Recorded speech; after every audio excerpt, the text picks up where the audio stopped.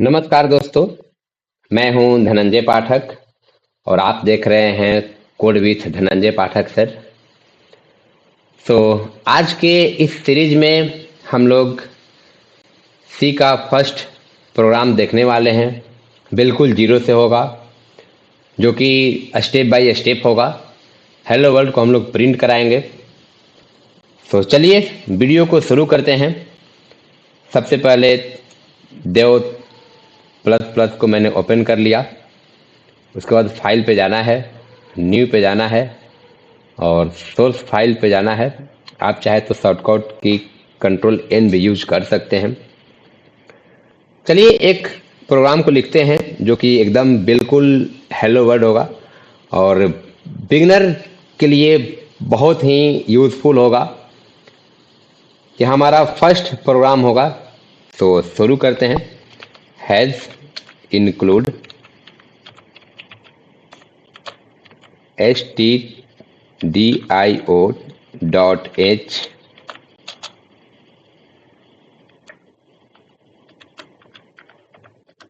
int main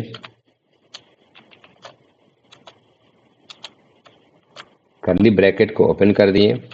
उसके बाद print F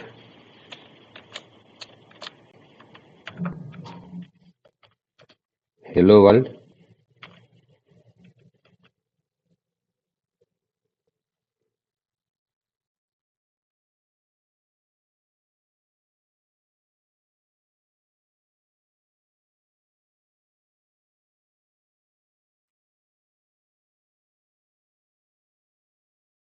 return zero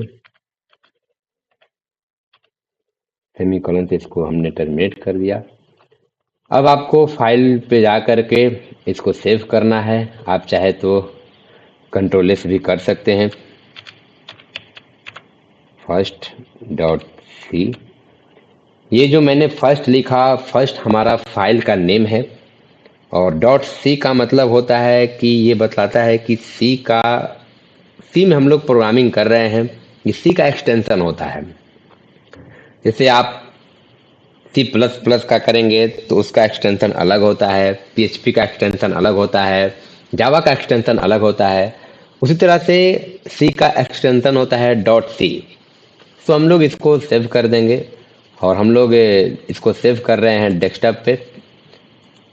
save करने के बाद एग्जीक्यूट में जाना है, कंपाइल एंड रन पे क्लिक करना है। आप चाहे तो शॉर्टकट की F11 भी कर सकते हैं। और जैसे ही हम लोग ये करेंगे, हमारा प्रोग्राम यहाँ पे कंपाइल होकर के रन कर चुका है। आप देख सकते हैं कि हेलो वर्ल्ड आपके सामने आ चुका है। तो चलिए अब हम लोग इस कोड को एक एक करके समझते हैं, बिल्कुल एकदम जीरो से। एक एक सिंबल, एक एक वर्ड, एक एक लाइन को तोड़ करके समझते हैं।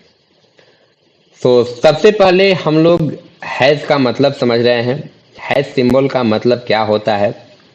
इसका मतलब होता है कि कंपाइलर को इंस्ट्रक्शन देना। इसे लिखे हुए कमांड को कहना, बताना। प्री प्रोसेसर के नेम से हम लोग इसको जानते हैं।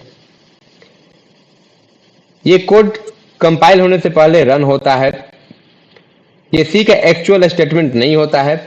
सिंपल एग्जांपल से समझते हैं। जैसे टीचर एग्जाम से पहले इंस्ट्रक्शन देते हैं, वैसे ही हैज कंपाइलर को इंस्ट्रक्शन देता है। उसके बाद दूसरा हमारा आता है इंक्लूड।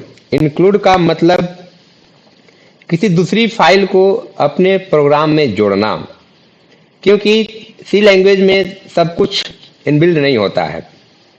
बहुत सारे फंक्शंस अलग अलग फाइल्स में होते हैं। रियल लाइफ एग्जांपल में समझते हैं। जैसे आप अपने फ़ोन में व्हाट्सएप, फेसबुक, इंस्टा को इंस्टॉल करते हैं, वैसे ही सी में फीचर्स को इंक्लूड करने के लिए हम लोग इंक्लूड का यूज़ करते हैं। अब हमारा नेक्स्ट है stdio.h। ये हमारा मोस्ट इम्पॉर्टेंट पार्ट है। stdio.h क्या है? stdio का मतलब होता है स्टैंडर्ड इनपुट आउटपुट, और डॉट एच का मतलब होता है हेडर फाइल। इस फाइल के अंदर print F, scan F, get char, put char, ये सारे फंक्शन इस लाइब्रेरी फाइल के अंदर होते हैं। जैसे इनपुट आउटपुट फंक्शंस होते हैं, अगर stdio ना लिखा हो तो क्या होगा, आपका जो प्रिंटफ यहाँ पे लिखा हुआ है उसको नहीं कॉल कर पाएगा, उसको कंपाइलर नहीं समझ पाएगा, एरर आ जाएगा। यहाँ पे आपको मैसेज आएगा प्रिंट वाज नॉट डिक्लेयर्ड, कहेगा कि पहले आप प्रिंट एफ को डिक्लेयर कीजिए तब जा करके हम कुछ कर पाएंगे। मतलब कंपाइलर बोलेगा कि मुझे नहीं पता है कि प्रिंट एफ है क्या, इसीलिए हम लोग stdio.h का यूज करते हैं। अब हम लोग चलते हैं इंट मेन। इंट मेन का मतलब क्या होता है? मेन क्या है? मेन प्रोग्राम का स्टार्टिंग पॉइंट होता है। प्रोग्राम हमेशा मेन से स्टार्ट होता है, चाहे कोड ऊपर हो या नीचे हो, चाहे कोड आपका 1000 लाइन का हो या 5 लाइन का हो, उससे मतलब नहीं है, मेन से ही हमारा प्रोग्राम स्टार्ट होता है। अब बात आती है कि इंट क्यों लिखते हैं? इंट के जगह पे कुछ और भी तो लिख सकते हैं। देखिए, इंट का मतलब होता है कि वो आपको बतलाता है कि आपका एक इंटीजर वैल्यू है। इंटीजर वैल्यू को रिटर्न करने के लिए मेन वैल्यू को रिटर्न करता है, वो वैल्यू ऑपरेटिंग सिस्टम में जाती है। इंट का मतलब इंटीजर वैल्यू रिटर्न होगी। क्या हम लोग इंट के जगह पे कुछ और नहीं लिख सकते हैं? बहुत सारे बच्चों का यही क्वेरी रहता है कि सर क्या इंट के जगह पे हम लोग वर्ड मेन या और भी कुछ लिख सकते हैं या नहीं लिख सकते हैं? कुछ कंपाइलर तो अलाउ कर देता है, लेकिन स्टैंडर्ड सी में गलत माना जाता है। एग्जाम इंटरव्यू के लिए इंट मेन ही बेटर है, इसलिए आप इंट मेन ही लिखें, ये ज़्यादा सही रहेगा। अब ये आपका है करली ब्रैकेट।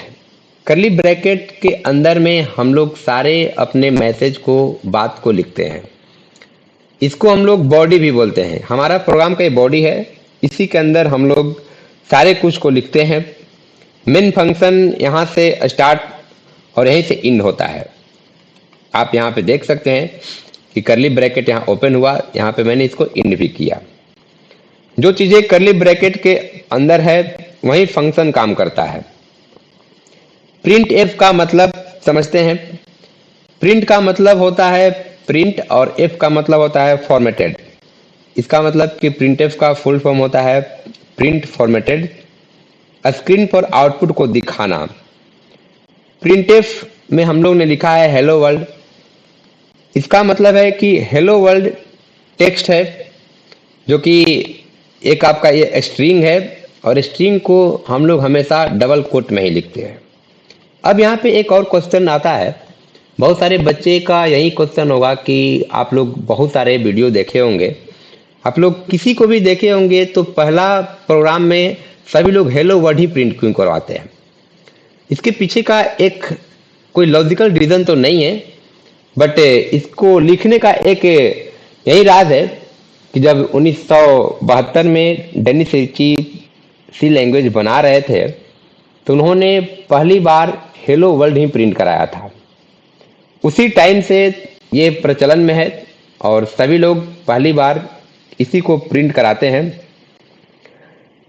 ताकि अच्छा लगे। इसमें कोई वैल्यू नहीं है, कोई इंटीजर नहीं है, इसीलिए बिगनर के लिए बेस्ट है। हेलो वर्ल्ड से ही हम लोग अपने प्रोग्राम को शुरू करते हैं। सेमीकोलन का मतलब होता है स्टेटमेंट को एंड करना, टर्मिनेट करना। जैसे आप लोग हिंदी लिखते होंगे तो हिंदी के कोई भी वाक्य के बाद हम लोग घड़ी पाई लगाते हैं, उसी तरह से हम लोग ये बतलाता है हमारा सेमीकोलन कि यहाँ से ये लाइन हमारा समाप्त हो चुका है। अब ये डबल जो इन्वर्टेड कॉमा है, अगर इसको हटा दिया जाए तो क्या होगा? इसको हटाने के बाद में एरर शो करेगा। चलिए एक बार हम लोग प्रैक्टिकल करके जरा सा देख ही लेते हैं।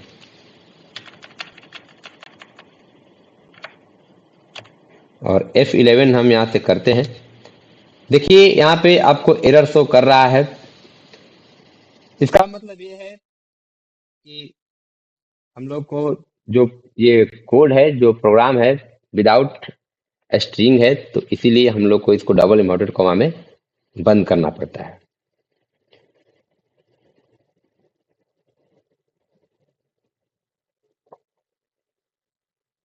Next, return zero. Return zero का मतलब होता है कि प्रोग्राम सक्सेसफुल रन हो गया है, ऑपरेटिंग सिस्टम को सिग्नल भेजा गया है। अगर रिटर्न जीरो ना लिखें तो कुछ कंपाइलर ऑटोमेटिक लगा देता है, बट बिगनर के लिए, गुड प्रैक्टिस के लिए ये सही नहीं है। आप रिटर्न जीरो जरूर लिखें। जीरो ही क्यों, रिटर्न तो हम लोग 1 भी कर सकते हैं, 2 भी कर सकते हैं, 3 भी कर सकते हैं, क्योंकि जीरो का मतलब सक्सेस होता है। और हम लोग जीरो नहीं लगाएंगे, रिटर्न 1 2 3 लिखेंगे तो वहाँ पे एरर थ्रो करेगा। इसीलिए हम लोग रिटर्न जीरो यूज करते हैं। तो आज के लिए इतना ही। उम्मीद करते हैं कि ये वीडियो आपको काफ़ी अच्छा लगेगा। अगर वीडियो अच्छा लगे तो आप कमेंट करके ज़रूर बताएं। और अभी तक आपने देव प्लस प्लस को इंस्टॉल नहीं किया होगा तो मेरा पिछला वीडियो आप लोग जा करके देखें। उसमें बिल्कुल स्टेप बाय स्टेप बताया गया है किस तरह से हमारा देव सी प्लस प्लस को डाउनलोड करना है एंड इंस्टॉल करना है। यह हमारा एक कंपाइलर है। आप चाहे तो ऑनलाइन भी यूज कर सकते हैं, या बहुत सारे हैं। आप चाहे तो अगर आपके पास कुछ भी नहीं है तो आप नोटपैड पे भी प्रैक्टिस कर सकते हैं, टर्बो सी पे भी यूज कर सकते हैं, VS कोड भी यूज कर सकते हैं। बहुत सारे एडिटर हैं जो आप उसको यूज कर सकते हैं। बट हमारा जो ये ट्यूटोरियल है पूरा का पूरा सी का देव प्लस प्लस पे होने वाला है। इसीलिए मैं आपको भी कहूँगा कि आप भी अगर सी सीखना चाहते हैं तो सबसे पहले आप लोग देव प्लस प्लस को डाउनलोड करके इंस्टॉल कर लें। वीडियो अच्छा लगे तो ज़्यादा से ज़्यादा शेयर करें, लाइक करें और चैनल को सब्सक्राइब कर लें ताकि आने वाली वीडियो आपको मिलते रहें। धन्यवाद।